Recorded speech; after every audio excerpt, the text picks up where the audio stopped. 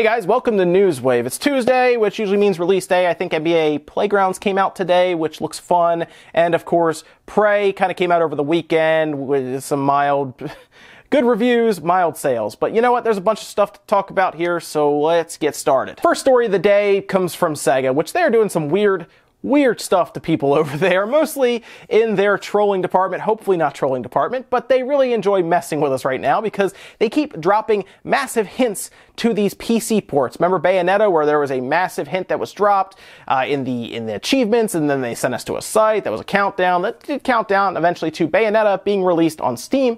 Well, they are continuing to kind of drop breadcrumbs for Vanquish. The latest teaser was released on their Twitter yesterday morning, and it showed a picture of a symbol that most people were pretty familiar with because it is the same symbol that is on the antagonist's arm in Vanquish. So here we go. They add Vanquish avatars to Bayonetta for like the little achievements and the avatars in the menus, and here we go. Now we get a symbol that is directly off of the antagonist's shoulder.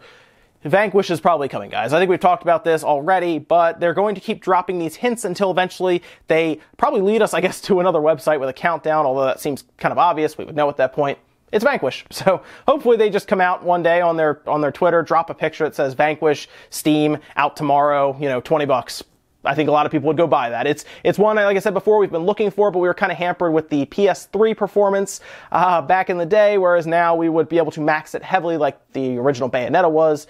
And, you know, I look forward to it. It's a fun game. I think it could use that extra boost from a PC. Even, honestly, at this point, a mid-range PC would probably be able to max that thing, much like Bayonetta. Either way, I'll keep an eye on Twitter, Sega's website, to see when this Vanquish port eventually is announced for Steam, because I think we all know at this point it's coming, despite Sega seemingly dropping hints like we don't know. And if you missed it, like I said, Prey did come out, and it seems like a lot of people did miss Prey coming out. I mean, I was talking to people on Twitter who had no idea it was even out, which is weird to think about because that feels like a large budget, like big project, right? I mean, the game is good overall. It's an expansive world that feels like almost like a System Shock or a BioShock, and that's not a bad thing. That's a good thing. But for some reason, a lot of people just forgot it was out, which more than likely has to do with some of Bethesda's recent business practices, where they are not advertising a game like Prey very much, and they didn't send any real review copies out to any companies. So I think a lot of gamers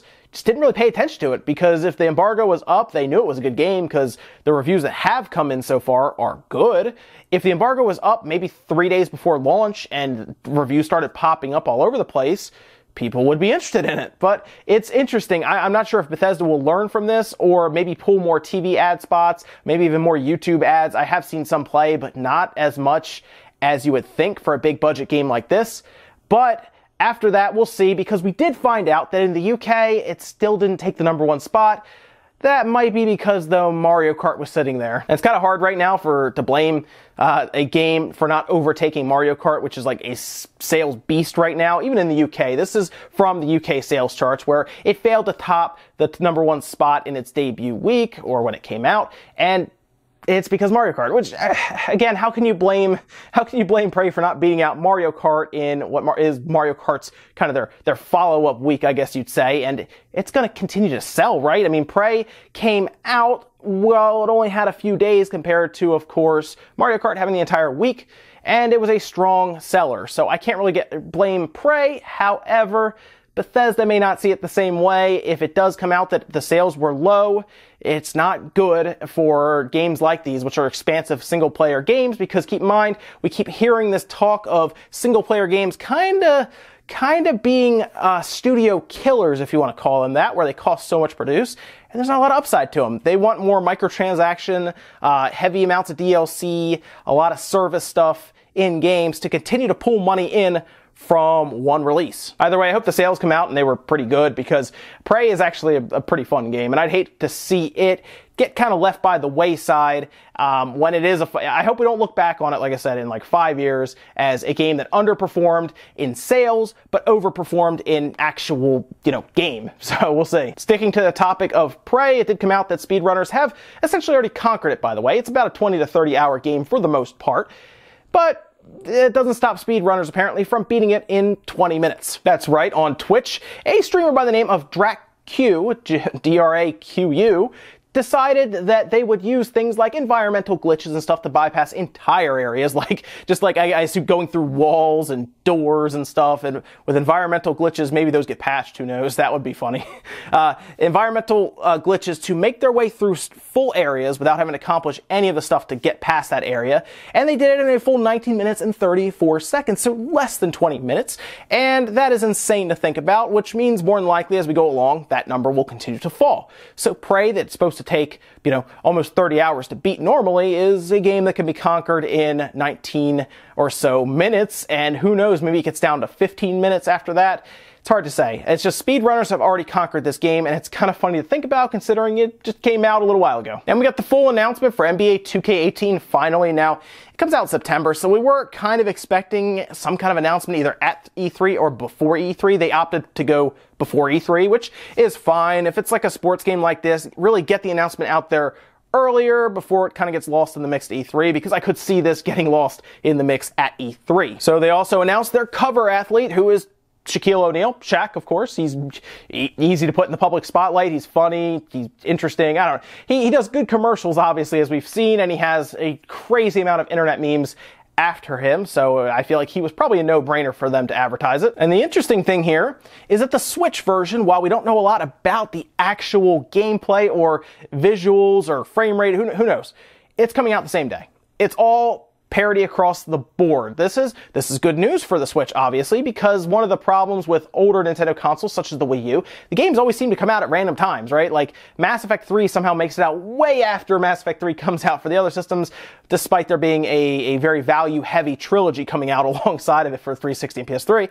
Makes no sense. But now, it's not really have to be worried about here, because 2K18 is going to come out on the Xbox One, the PS4, the Switch, and strangely, I think it's coming out for the 360 and the PS3, I don't know, but it's all coming out the same day, and that's September 19th. Now, if you buy into like the special edition, because they do have a couple special editions that range anywhere from like $100 or so, you can get in early. They did this last year too, where you could get the game like 4 or 5 days early. In this case, instead of September 19th, you would get it September 15th. Now, I'm not really into any of the basketball or a lot of the sports games, but I don't really know why you would want to spend the extra money to get it early unless you want an early jump on the online, but then you have to wait for your friends to get it.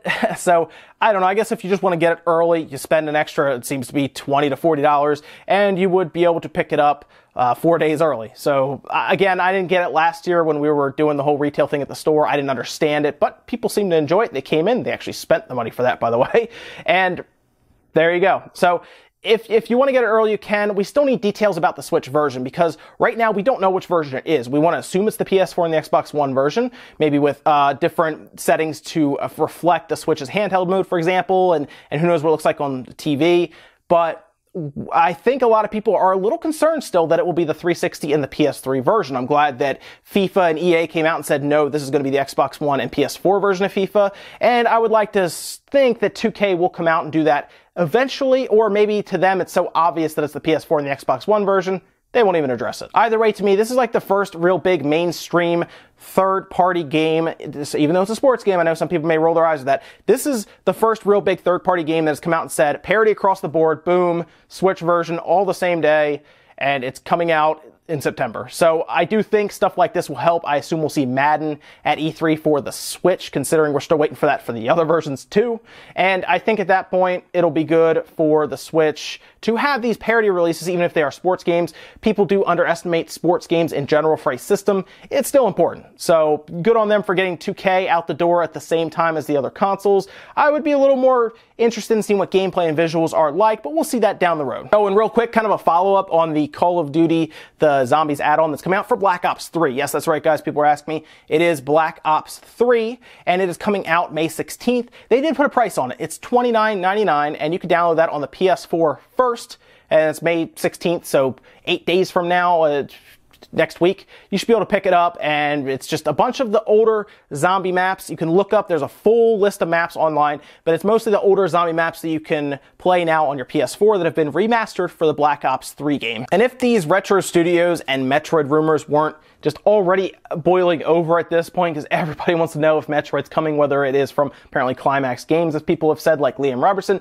or if it's from Retro Studios, which they have done some odd things on their Twitter with posting steak that everyone took took as prime rib, I guess. There's a lot of stuff happening. For some reason, Retro cannot tell us anything about what they're working on, and I think a lot of us hope that it's some sort of Metroid game.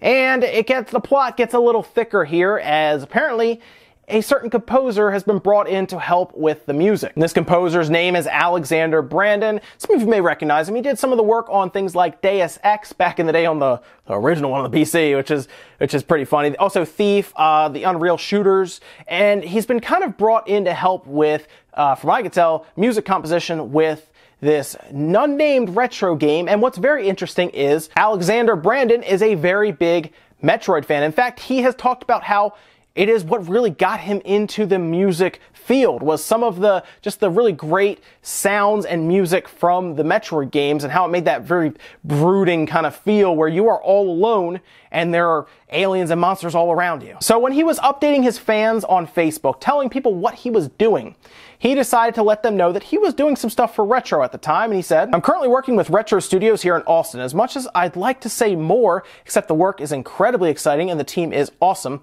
I can't." Of course, most recently, Retro Studios is known for their Donkey Kong Tropical Freeze work, and that's great. You know, if it turns out to be another Donkey Kong game, that'll be fun. I think a lot of us are hoping that they brought in a composer like this, who has worked with some of these really dark and brooding type atmosphere music, to be doing Metroid. Like, come on, let Retro do Metroid. I hope that's what's happening. We just don't know what they're working on. If they're working on something, it will be announced at E3. I think that's almost a given at this point. And really, with how much they are teasing and teasing and teasing, I feel like it would be a letdown if it wasn't Metroid, right? That was the one thing it would have to be to give us what we want. A Metroid game, whether it's Prime or a 2D Metroid, or even like an original Metroid game where it's not quite 2D or 3D and they kind of play around with the idea of it. Now, if it is an original IP, a new IP, I don't think I would be sad about that, because I'd be interested to see what Retro came up with, hopefully on their own or maybe with a little bit of help from Nintendo. But realistically, as long as the game's fun and it's Metroid, as long as it's fun, I'll be happy. But I want to see what's going on, because there's just a lot of build-up to this one announcement from Retro Studios. That's it for Newswave today, guys. Make sure you comment, like, subscribe, all that good stuff. Let me think about anything we talked about today, whether it is the NBA 2K18. Maybe you do like Shaq's on the front, or maybe you are going to get on the Switch because it has that portability factor. You just want to wait and see a little more to see if it's the PS3 360 version or the PS4 Xbox One version. I think it'll be somewhere in the middle. You know, something that's modified of the PS4 and the Xbox One version, maybe to sit between the two. Either way, we'll have that portability factor, which is a big deal, obviously. Maybe you enjoy Prey. Maybe you picked it up on release day and you're playing through it and loving it, and maybe you're a little annoyed that a game like this that is good isn't getting the sales that it necessarily deserves, and maybe you are excited for Vanquish being inevitably announced, because let's face it, Sega has teased us so much. I think we're expecting it to come out tomorrow at this point. That's it for now, guys. I will see you next time.